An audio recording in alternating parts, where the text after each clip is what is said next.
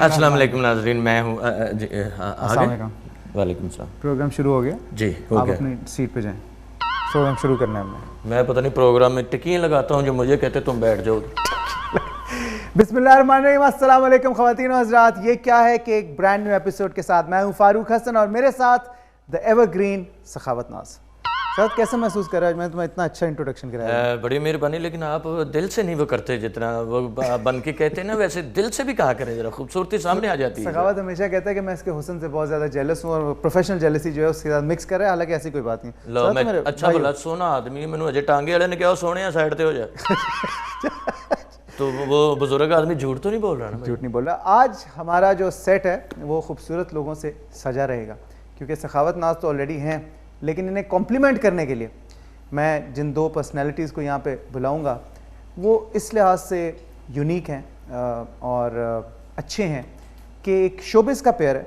अक्सर कहा जाता है कि जी शोबिज़ में जो शादियाँ होती हैं वो बहुत ज़्यादा लॉन्ग लास्टिंग नहीं होती, लेकिन इन लोगों ने ये नोशन बिल्कुल गलत साबित की। नंबर वन, दोनों ही अपने फ़न के हवाले से लीडिंग हैं। जो मेल हैं उन्होंने फ़िल्मों में भी काम किया, उन्होंने ड्रामास में भी काम किया, प्रोड्यूसर भी हैं, डायरेक्टर भी हैं और मूवीज़ के सुपर हिट हीरो हैं। और जो फीमेल हमारी आज की गेस्ट हैं उन्होंने भी मूवीज़ में लीडिंग रोल्स किए, उन्होंने प्लेस भी किए और स्टेज पे अपनी परफॉर्मेंस से बहुत से दिल जीते। ये दोनों हकीकी ज़िंदगी में भी एक रियल कपल हैं। आपकी भरपूर तालियों में दावत देना चाहूँगा अरबाज खान और खुशबू को।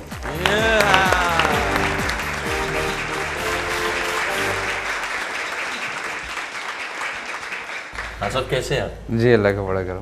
तशरीफ रखें, इससे पहले कि ये फिल्मों में चांस मांग लिया आपसे। बैठे मैं देंगे आपको, जहाँ आप कुछ तो सीखनी पड़ेगी। आप भी कभी बैठ जाए, आपने सरिया डलवाया हुआ। आप नहीं बैठ सकते, हमें बैठ जाए। ख़वातीन और हज़रात, हमारे आज के दो खूबसूरत गेस्ट आपके सामने मौजूद हैं, किसी तारुफ के मोहताज नहीं है। तीन खूबसूरत लोग इस सेट पे मौजूद हैं और दो खूबसूरत गेस्ट हमारे साथ मौजूद हैं। अब ठीक है जी, बहुत शुक्रिया। आगे बढ़ते हैं मेरे ख्याल में। अरबाज, बहुत खुशी हो रही है। अरबाज से मेरी वैसे भी बड़ी अच्छी दोस्ती है और अरबाज का एक बड़ा लंबा सफ़र है जो आई थिंक 1994 में फ़िल्म घूंघट से शुरू हुआ, जब ये NCA में पढ़ते थे। और फिर मुझे नहीं पता कि NCA की इनकी डिग्री कंप्लीट हुई कि नहीं। बहरहाल शोबिज़ में इन्होंने बहुत कामयाबियाँ हासिल की, ना सिर्फ उर्दू फिल्मों में, पंजाबी फिल्में भी की, पश्तो फिल्में भी की, प्रोड्यूस भी की, डायरेक्ट भी की, TV प्लेस भी किए और इस वक्त मेरे ख्याल में वाहिद फिल्म आर्टिस्ट हैं जो रेगुलरली फिल्म्स कर रहे हैं, यानी पश्तो फिल्म। इन्होंने तो फिल्मों और टेलीविज़न में इतना काम किया, अब तो बंद TV पे भी आ जाते हैं। माशाल्लाह, इतना नक्शा बन गया इनका TV। अल्लाह, मुझे ये बताओ कि ये अब मैं तुम्हें पीछे 94 में लेके जा रहा हूँ, जब खुशबू से आप नहीं मिले हुए थे और खुशबू को शायद आपने जानते भी नहीं होंगे, क्योंकि खुशबू भी आई थिंक आप ही के ज़माने में फिल्मों में आई हैं। तो मुझे ये बताएं कि NCA में पढ़ने वाला एक लड़का और फिल्मों की चाको चौबंद जो ज़िंदगी है, नहीं असल में चाको चौबंद तो यकीनन, लेकिन मेरे लिए वो चीज़ ज़्यादा नई नहीं थी। अब उस फेमिलियर, क्योंकि वालिद साहब की वजह से अक्सर शूटिंग्स पे आना जाना, लेकिन कभी सोचा नहीं था कि मैं भी हीरो बनूंगा। अक्सर होता ना कि मैं डॉक्टर बनूंगा, पायलट बनूंगा, इंजीनियर बनूंगा, लेकिन वो सिर्फ बचपन की बातें होती हैं। लेकिन ऑल ऑफ अ सडन बस वो चांस बना और मेरा ख्याल अब तो व्यूवर्स को बहुत पता है, लेकिन ये है कि बस वो मैं घूंघट में जस्ट फॉर द ट्रायल में आया, लेकिन उसके बाद वो लाइफ इतनी अच्छी लगी, ग्लैमर लाइफ। फिर आपको जब एक रिकग्निशन मिलती है, आप कहीं पर भी जाते हैं, लोग पहचानते हैं यार ये वो है वो है। बस वो ऐसे स्टकअप हुए आप वाली बात के वो डिग्री ही रह गई और हम इस डगर पे चल। लेकिन ज़िंदगी में बहुत कामयाबी हासिल की और माशाल्लाह अभी तुमने बहुत आगे तक जाना है। और स्पेशली पश्तो फिल्मों के हवाले से भी प्रोग्राम में आगे जाके मैं बात करूँगा कि उसको जो एक्टिव रखा हुआ है, जो जिंदा रखा हुआ है, I think you are one of the main support pillars इस वक्त आजकल के ज़माने में जो पश्तो मैं बस अल्लाह का बड़ा करम है। ये मतलब है कि मेरा तो ये मेरी दुआ है कि न सिर्फ रीजनल सिनेमा बल्कि जो मेन स्ट्रीम है उर्दू वो भी फले फूले, लेकिन इंशाल्लाह चले, वो वक्त भी आएगा। ये कि इस वक्त मैं एक सिर्फ सिंपल सी बात करना चाहता हूँ कि एक सिंसेरिटी होती है, एक सिंसियर एफर्ट्स। अब आप किसी भी चीज़ में इनपुट करते हैं तो अल्लाह ताला भी उसमें बरकत डाल देता है। तो शायद यही एक वजह की इंडस्ट्री जो पश्तो की है उस वक्त फल फूल रही है। सही। Khushboo, one of the most glamorous pairs of the film industry and off screen also, मैं कहूँगा। जहाँ भी आप फंक्शन में जाते हैं हर बंदे की नज़रें जो है ना आप दोनों पे होती हैं। अरबाज को पहली मरतबा फिल्म में देखा था या रियल लाइफ में देखा था? नहीं, सेट पे देखा था। सेट पे देखा? सेट पे देखा। तो सेट पे सेट हो गए? नहीं, बहुत देर के बाद सेट हुए थे। अच्छा, पहले सेट हो ही नहीं दे रही। कौन सी फिल्म में देखा था? कौन सी फिल्म? दिल किसी का दोस्त नहीं, हम दोनों ही थे फिल्म में, हीरो हीरोइन थे। तो सेट के ऊपर मुलाकात हुई थी। अच्छा। झगड़ा भी हुआ पहले दिन ही? नहीं, पहले दिन नहीं हुआ। मतलब पहले दिन बहुत कम बातचीत हुई थी, उसके बाद फिर एक दो दफा लड़ाई झगड़े भी हुए हमारे। तो सेट पे ही मुलाकात। यानी पहले मशरकी लड़की लड़का रहे ना आप। नहीं, मैं बहुत ज्यादा वो हंसती थी, बोलती थी, ये थोड़ा सड़ियल सा था, तो ये या नखरे बड़े दिखाता था, या पता नहीं, मुझे नहीं पता क्या इम्प्रेस कर रहा होगा ना बल्कि हम लोग ना बड़ा कहते थे यार ये हंसता नहीं है। मुझे बहुत ज़्यादा आदत थी बैडमिंटन खेलने की, बहुत शरारतें करने की, सेट पे हंसने बोलने की बहुत ज़्यादा। तो ये ऐसे चुपचाप बैठे रहना, कोई बात नहीं, कुछ नहीं, कितना स्टाइल दिखाता है। अच्छा, ये भी लड़कों का एक तरीका होता है लड़की को करीब करने का, ये भी एक तरीका होता है कि मैं जरा तो बड़े तरीके पता है, इसने बड़ी तजर्बे हैं हमारे सामने भी है। मैंने तो लड़कियां बड़ी फंसाई है, इतना कीचड़ हुआ तो उसमें धक्का दे दिया, लड़की फंस गई। बड़ी लड़कियां मैंने तो ये इम्प्रेस करने के लिए इसने कोई किस तरह अप्रोच, कैसे आपने पहले अप्रोच किया या इन्होंने? अप्रोच तो मैंने किया था डेफिनेटली। अच्छा, इन्होंने जाके मतलब नहीं, मतलब है कि लड़ाइयाँ बहुत होती थी। वो होता है ना कि जब स्टार्ट में हर चीज़ जो नेगेटिविटीज़ होती हैं वो पॉजिटिविटीज़ में चेंज हो जाती हैं, कोई भी वो। तो बस ये है कि बड़ा फिल्मी सा स्टार्ट था, लड़ाई झगड़े, और फिर आहिस्ता आहिस्ता जो है ना मेकअप पे लड़ाई, खाने पे लड़ाई, वहाँ पे शोग्रान में थे तो वहाँ पे जीप्स होती थी, तो वहाँ पे फ्रंट सीट पे बैठने की लड़ाई, तो उस पे हम लोगों की लड़ाई होती थी। इस तरह की मतलब लड़ाई है। मेकअप बेस लगाना, तो मतलब धूप वूप होती थी, तो मेरे पास बेस खत्म होगी, 1.5 महीने से रह रहे थे वहाँ पे। मैंने मेकअप मैन को बोला, मैंने कहा अगर तुमने उसको ये पैनकेक लगाया ना तो मैं तुझे छोड़ूंगा नहीं। और वो होता ही है। मैं सुबह आके मैं मेकअप करने बैठा, कहा सर सॉरी, हुआ क्या सर, वो मैडम ने मंगवा लिया था। मैंने कहा मैं तुम्हें मना किया था। कहते सर वो कोई नहीं, वो फीमेल। अच्छा, इन चीज़ों पे ये लड़ते थे, और मुझे आदत थी, मतलब स्टिल है अभी, कि मतलब मुझे कोई खानी, मेरे पास कोई चीज़ है तो मैंने सबसे पूछना कि आपने खाना है, आपने खाना है। तो उस वक्त भी ना मतलब नखरा बहुत करता था, लेकिन ये कि मैंने कोई चीज़ खानी तो मैंने सबसे पहले पूछना, तो खा फौरन लेता था ये। अच्छा। हाँ, उस पर इनकार नहीं था। वो लड़ाई आपको कैसी अच्छी लगती थी या वो बुरी लगती थी? वो जो छोटी नहीं, डिफरेंट लगता था, मतलब और हीरो से ये मतलब आप इम्प्रेस हुई? हाँ, मतलब उसकी ये हरकत, ये बात है ना, ये तो मोहब्बत की निशानी होती है ना, बंदा खींचता मतलब मैं ये चला कहती थी, अब बल्कि इस बात पे लड़ाई होती है, मैं कहती हूँ उस वक्त तुम ऐसे थे, अब तुम ऐसे क्यों नहीं हो? तो वही वाली बात मैं कहता था, तब मैं तुम्हें ट्रैप करना चाह रहा था, वो सारा अच्छा, जब ये दूसरी लड़कियों के साथ इसके साथ हीरोइन आती थी दूसरी लड़कियां, तो आपको जेलसी या कुछ ऐसा यार ये देखो ज्यादा इस रोमांटिक सॉन्ग में ज्यादा क्लोज हो रहा है और ये किस तरह? फारूक, पहले ऐसा नहीं होता था बिल्कुल भी, अब आगे थोड़ा सा ऐसे फील होना शुरू हो गया, क्योंकि हमारी कुछ लड़कियां ऐसी हैं कि वो ट्रैप करने की कोशिश करती हैं। वो ट्रैप करने की कोशिश करती हैं। हम लोग जब काम कर रहे थे, हमें पता है कि ये फलां का बॉयफ्रेंड है ना, तो हम उसको उतनी रिस्पेक्ट से देखते थे। तो इसीलिए आप उनको शेव भी नहीं करने देती कि आप लड़कियों में जाएंगे तो खींचे जाएंगे, प्लीज आप ऐसे ही रहा करें। ये ज्यादा डैशिंग लगते हैं ऐसे। भाई ये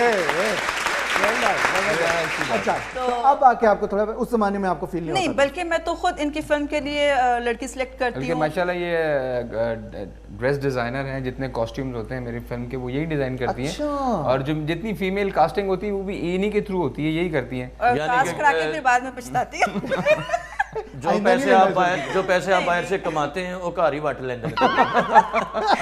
लेकिन नहीं, ऐसी बात फिर भी नहीं है। कॉन्फिडेंस होना चाहिए, कॉन्फिडेंस है, क्योंकि घर तो मैंने बिठाना नहीं इनको और ना खुद बैठने, तो ये कि इनको मेरे पे कॉन्फिडेंस है, मुझे इन पे कॉन्फिडेंस है, और गाड़ी ऐसे चलती है। ये बात तो माननी पड़ेगी, क्योंकि खुशबू मैडम के साथ मैंने भी बहुत ज्यादा स्टेज पे काम किया, और इनकी तबीयत माशाल्लाह जितनी आर्टिस्ट है सबसे डिफरेंट और सबसे वो इज्जत करवाती है, क्योंकि ये बंदे का अपने बस में होता है, अपनी हरकतों से। और एक और बड़ी जो अच्छी बात है ना, वो शायद व्यूअर्स को नहीं पता, मैं शेयर करना चाहूँगा कि जितनी ये माशाल्लाह मतलब है कि शोबिज़ में माशाल्लाह इनका एक नाम है, इतनी ज़्यादा एक मतलब सेलिब्रिटी है, उतनी ही ज़्यादा ये मतलब है कि हाउसवाइफ है, जितना घरेलू कामों में भी इनका जो है ना बहुत ज़्यादा इंटरेस्ट है। माशाल्लाह खूबसूरत है, पाकिस्तान की प्रीति जिंटा है आप, और माशाल्लाह उतनी खूबसूरत है, लेकिन डरता कोई नहीं छेड़ता, क्योंकि आपका पता नहीं पठान है।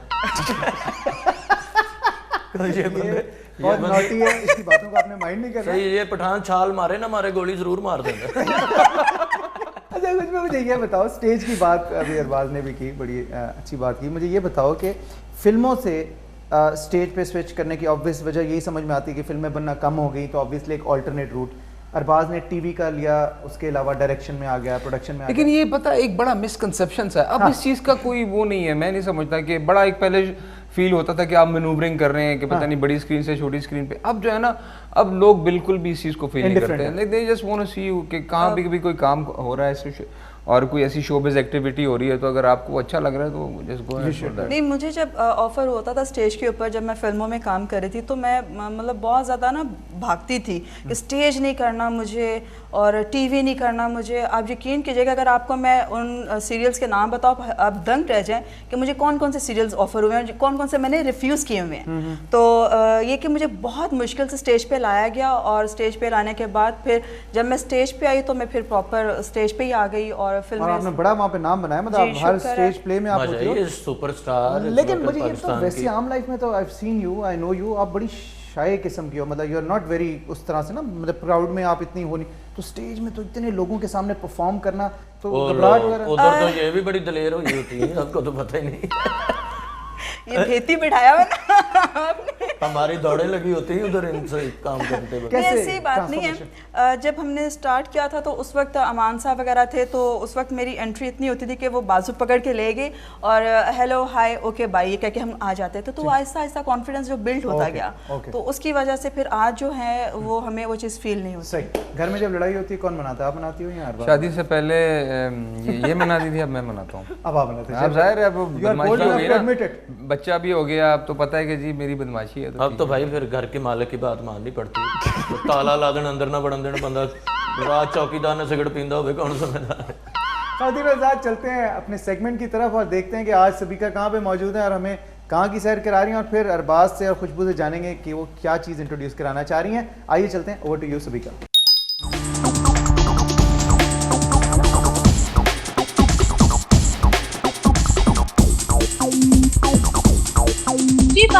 यहाँ के लोग कोल्ड ड्रिंक्स की बोतल खुदा के स्टैचू के सामने रखते हैं। हमारा सवाल ये है कि कोल्ड ड्रिंक्स की बोतल यहाँ क्यों रखते हैं और इन्हें कौन पीता है।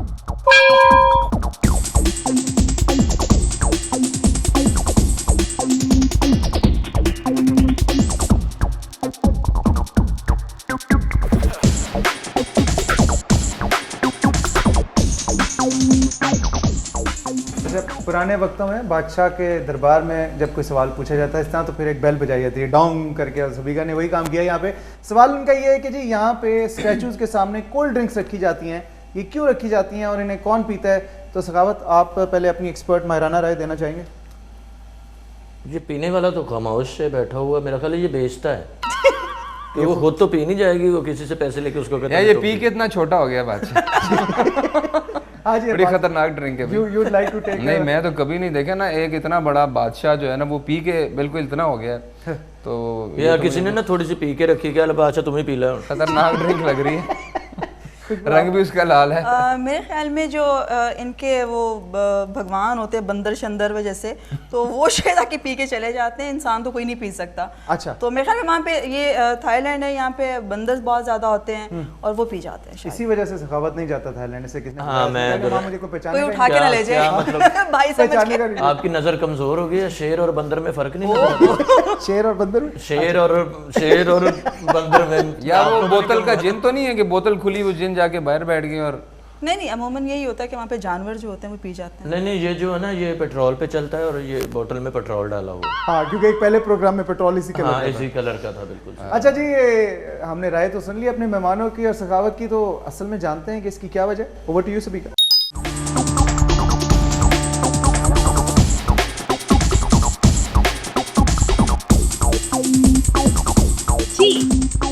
हमारे सवाल का जवाब ये है कि ये बॉटल्स ये लोग अपने गॉड को खुश करने के लिए रखते हैं। और रहा सवाल इस बात का कि इन बॉटल्स को कौन पीता है, तो इसे पीने की इजाजत किसी को नहीं है, ना ही ये किसी गरीब को दी जाती है, बल्कि इसको जाया करते हैं। लो जी, सुन लिया आपने जी, ये एक किस्म का चढ़ावा है जो अपने जिनकी ये लोग पूजा करते हैं उनके सामने ये चढ़ावा देते हैं, और ये किसी को पीने की इजाजत नहीं है इस मशरूब को। हाँ जी सखावत, आप कुछ कहना चाह रहे हैं? जब नहीं इजाजत तो फिर हम क्यों बात करेंगे? किसी गरीब को भी नहीं देते, पड़ी जाया हो जाती है। पाकिस्तान जो देखो कोई माड़ा बंदा लवा लवे ड्रिप समझ के लगवा, मतलब है कि देखिए ना, ऐसे भगवान जो सिर्फ पीने के शौकीन है, खाने के नहीं है, खाने रख देते हैं। खाना भी रख दे। अच्छा अरबाज, मुझे ये बताओ, गए थाईलैंड जाने का इत्तेफाक हुआ? बैंकॉक ऐसे ट्रांजिट था मेरा, लेकिन मैं नेवर स्टेड देयर, कोई शूट वगैरह कभी नहीं किया? नहीं। खुशबू आपका? मैं 3 दफा गई हूँ। 3 दफा गई।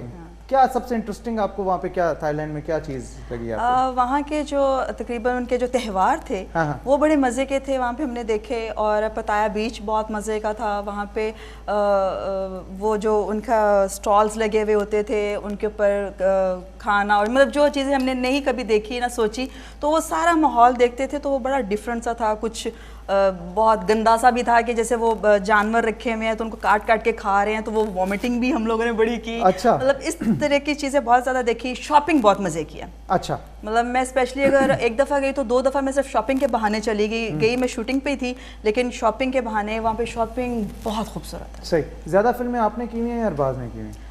अब मेरी है, अब मेरी है, पश्तो डाल के। पश्तो डाल के। सही। हाँ जी खुशबू, आपने बात की कि वहाँ पे कुछ खाने ऐसे होते हैं जो आपने कहा कि वॉमिटिंग भी आप लोगों को आगे जानवरों को, सांप को काट। अच्छा, ये कल्चर हर इलाके का ना अपना कुछ, आई एम श्योर खैर इस तरह से नहीं, लेकिन कुछ हमारे भी ऐसे होंगे जो बाहर वालों के लिए वो कहते होंगे ये कैसे खा रहे हैं यार, ये सब्जी तो हम नहीं खा सकते। नहीं फारूक, ऐसी बात नहीं है। मैंने बहुत सारे फॉरेनर्स को देखा है कि जो हमारे पाकिस्तानी खानों को बहुत शौक से खाते हैं। सही। हम लोग नहीं खा सकते लेकिन वो बहुत शौक से खाते हैं। हमारा पराठा बड़े शौक से खाते हैं। हमारा ये जो निहारी वगैरह होती है, ये चीज़ बहुत, बिरयानी स्पेशली, मतलब ये लोग खाते हैं। मैंने बहुत सारे फॉरेनर्स को देखा है। खाते हुए देखा किसी को आपने?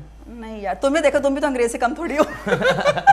थाईलैंड में तो डिशें अजीब सी होती है कि क्या खाना भैया, वो पालक में सांप डाल लो। ऐसा करे इस मरतबा ना डड्डुओं में आलू डालते हैं, वो भी अच्छे रहेंगे। जी जनाब, बिल्कुल सखावत तुम सही कह रहे हो, लेकिन ये क्योंकि एक टूरिस्ट स्पॉट है तो मैं चाहूँगा कि अपने व्यूअर्स को भी मजीद थोड़ी सी सैर कराई जाए इस इलाके की जहाँ पे इतने ज़्यादा स्टैचूज़ हैं और एक टूरिस्ट अट्रैक्शन है। तो आइए देखते हैं यहाँ पे और क्या क्या। Over to you speaker.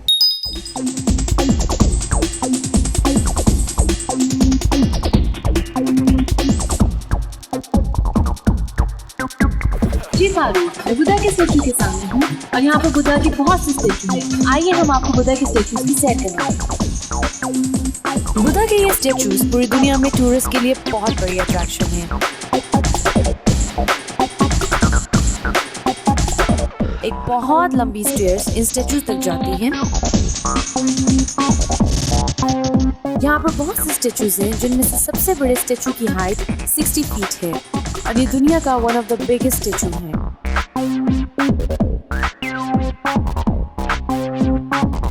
यहाँ पर टूरिस्ट बहुत शौक से आते हैं और चैरिटी के लिए पैसे भी डालते हैं।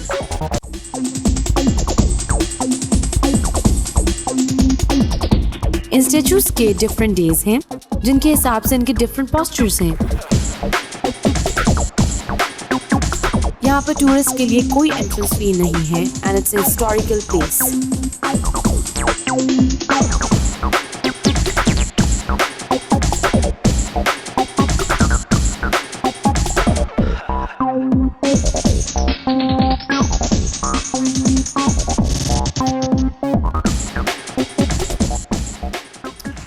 जी वाह, क्या बात है जी। ये स्टैचूज़ की आपने सैर की और ये टूरिस्ट स्पॉट है, एंट्री फ्री है। आप जब भी बैंकॉक जाएं आप लोग ये विज़िट कर सकते हैं। और बस शूटिंग्स के लिए फ़िल्मों की स्पेशली बहुत से मुख्तलिफ ममालिक में आप लोगों का पूरा जाता है। मुझे बताएं आपको सबसे ज़्यादा मज़ा किस मुल्क में आया, किस मुल्क की आपको सबसे ज़्यादा अट्रैक्टिव लगा, आपका दिल दोबारा चाहा कि मैं दोबारा जाऊँ? मुझे अमेरिका में बिकॉज इट्स अमेरिका के बारे में कहते हैं ना कि there are two worlds in this world, you know, one America in itself is a world और the rest of the world। क्योंकि मतलब है कि वहाँ पर इतना बड़ा मुल्क है कि आप मियामी से एलए की फ़्लाइट लें तो डोमेस्टिक फ़्लाइट जो है ना 6 या 7 घंटे की है, तो ऑलमोस्ट जो है ना पूरी दुनिया है उसमें और डिफरेंट फ्लेवर्स हैं। और बड़ी अच्छी एक बात उमर साहब ने की थी, वो भी हमारे साथ थे। तो हम जब किसी भी स्टेट से दूसरी स्टेट में जाते थे तो अमूमन जो है ना 4-5 घंटे का फ़र्क आ जाता था। यानी अगर आप यहाँ 5 बजे से फ्लाई करके गए, 5 घंटे की फ़्लाइट है तो अमूमन 10 बजने चाहिए ना, तो वहाँ पे शाम के 4 बज रहे हैं। तो वो उमर साहब कहते थे यार अजीब सा मुल्क है, ये नहीं वो वक्त जो इंसान ने गुजारा भी नहीं होता उसकी लाइफ से निकल जाता है। हाँ, क्या बात है। और खुशबू आपको सबसे ज़्यादा मज़ा कहाँ है? मुझे भी अमेरिका बहुत पसंद है। ओके। और पहले तो पाकिस्तान अपना बहुत पसंद है, पाकिस्तान के बाद अमेरिका बहुत पसंद है। और क्योंकि वहाँ पे भी हम लोग काफ़ी दफ़ा जा चुके हैं, तो वहाँ पे स्पेशली डिज्नीलैंड उनका, और उसके बाद बहुत सारी न्यूयॉर्क जो सिटी है उनकी, वो जो स्ट्रीट है उनकी स्पेशली वो बड़े मज़े के, रात को जो वो मज़ा आता है वहाँ पे। यूनिवर्सल स्ट्रीट एलए में। LA में भी, और वो जो न्यूयॉर्क की है वो जहाँ अच्छा, पे वो टाइम्स स्क्वायर की बात करें। टाइम्स स्क्वायर के की पास बात वो करें। बहुत सारी ऐसी चीज़ें हैं जो सही। मतलब दिल करता है कि जाएं और बार बार घूमें जाके वहाँ पे जो राइड्स हैं, और बहुत मजा। मतलब अमेरिका में था। अमेरिका। अच्छा, मुझे पता है इसका भी बड़ा दिल ललचा रहा होगा। सखावत साहब, आप भी बताएं, आपको सबसे ज़्यादा कौन सा मुल्क अच्छा लगा? पाकिस्तान के बाहर गए हैं आप? पाकिस्तान से बाहर, मैं पहले तो घर से बाहर गया। अच्छा, ठीक है। तो उन्होंने कहा चलो बाहर।